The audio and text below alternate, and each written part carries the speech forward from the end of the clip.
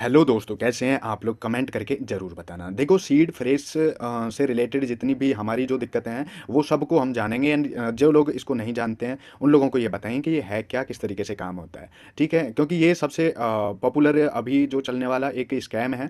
तो देख लेते हैं। सीड फ्रेज़ जिसे रिकवरी फ्रेज़ या सीक्रेट फ्रेज़ भी कहते हैं। ठीक है, एक 12 या 18 या 24 शब्दों का एक सीक्वेंस होता है। मैंने आसान शब्दों में लिखा है तो आप लोग समझ सकते हैं एंड समझने में आप लोगों को कोई भी दिक्कत नहीं होगी। ठीक है, मैं यहाँ पढ़ के आराम से आप लोगों को समझा दूंगा।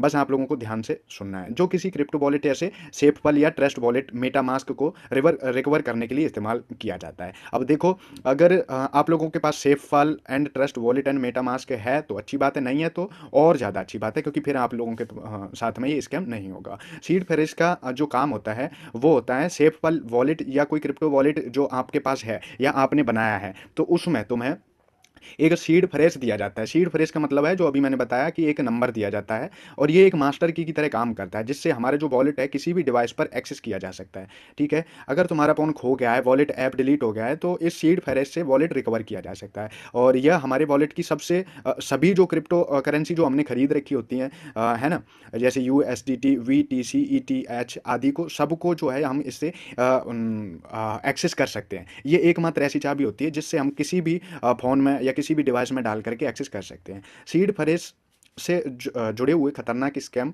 कैसे होते हैं इसके बारे में जान लेते हैं। देखो, लोग अक्सर इस गलती की वजह से अपने पूरे फंड गवा देते हैं और हम लोगों को पता नहीं है कि इसे कैसे यूज किया जाता है एंड किस तरीके से अपने आप को इन गलतियों से बचाया जाता है। सबसे पहले इसमें जो लोग को नहीं पता बना लेते हैं और फंस जाते हैं, वो फंस जाते हैं फिशिंग स्कैम में। स्कैमर्स किसी भी वेबसाइट या ईमेल या सोशल मीडिया मैसेज के जरिए कहते हैं कि आपका वॉलेट ब्लॉक हो गया है, इसे अनलॉक करने के लिए सीड फ्रेश डालो, है ना।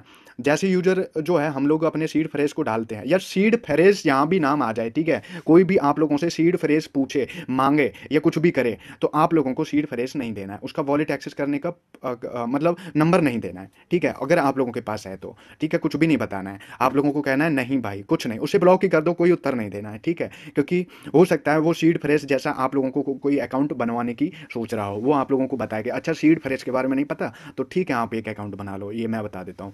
एंड आप लोगों के पास सीड फ्रेश अकाउंट नंबर है तो वो हो सकता है आपसे नंबर मांग ले और गलती से आप लोग दे दो किसी भी तरीके से। दूसरा है नकली टेक्निकल सपोर्ट।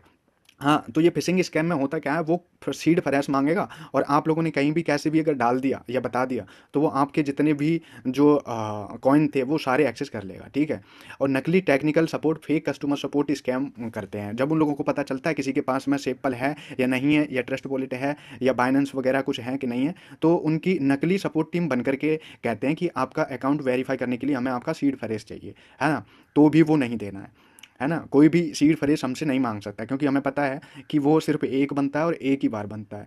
ठीक है हमारा, इसलिए असली कंपनियां कभी भी सीड फ्रेश नहीं मांगती, ध्यान रख लेना। नकली एयर ड्रॉप और इन्वेस्टमेंट स्कैम। स्कैमर्स कहते हैं कि अगर आप इस वेबसाइट पर अपना सीड फ्रेश डालेंगे तो आपको फ्री क्रिप्टो मिलेगा, लेकिन असल में वो वॉलेट एक्सेस करके पूरा पैसा जो है चुरा लेते हैं।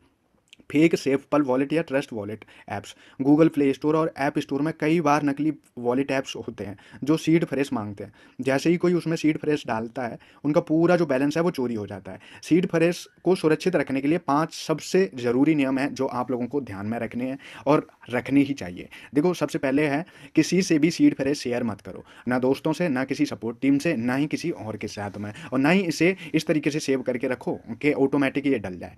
और सीड फ्रेश को अनलॉक, सीड फ्रेश को ऑनलाइन सेव मत करो, जो मैंने अभी कहा, है ना। Notepad, email ID, WhatsApp या क्लाउड में इससे लिख करके नहीं रखना है कभी भी। ठीक है, इसको अपनी डायरी में या फिर याद करके रख लो। सीड फ्रेश को लिखकर सुरक्षित जगह रखो, इसे पेपर पर लिख कर एक सेफ जगह रख लो, है ना, डायरी वगैरह में, नोटबुक में, किसी भी चीज़ में, है ना, या गर्लफ्रेंड के पर्स में। किसी भी वेबसाइट पर सीड फ्रेश मत डालो। अगर कोई वेबसाइट या ऐप इसे मांगती है तो समझो कि वो स्कैम है ना। वॉलेट को हमेशा ऑफिशियल वेबसाइट से डाउनलोड करो, सिर्फ सेफ पाल से या ट्रस्ट वॉलेट से या मेटा मास्क से। इन इनकी अधिकार ऑफिशियल जो वेबसाइट है उनसे ही डाउनलोड करना है और किसी से नहीं। ठीक है, ऑल द बेस्ट, अपना ध्यान रखो।